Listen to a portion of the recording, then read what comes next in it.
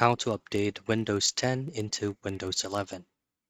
Now, updating your current operating system is just a few clicks away, but the very main issue is you need to double check if your PC or laptop is capable of doing the Windows 11 operating system. So first things first is you need to check out about their component, processor, RAM, storage, system firmware, TPM, graphics card, internet, or operating system.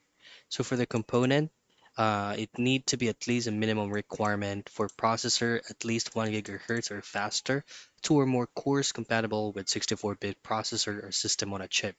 For RAM, you could go around 4 gigabytes. For the storage, around 64 gig or larger storage device. For the system firmware, that's going to be set by default EFI secure boot capable.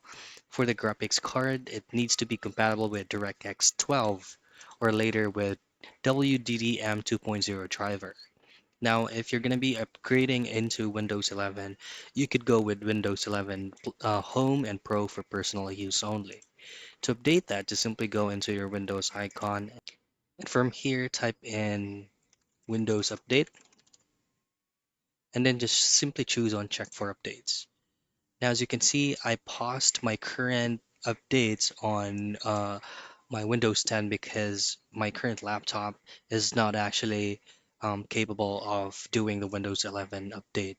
So for you to be able to do this, is simply hit on resume updates. If your PC is compatible with Windows 11, then it will automatically update by itself into 11.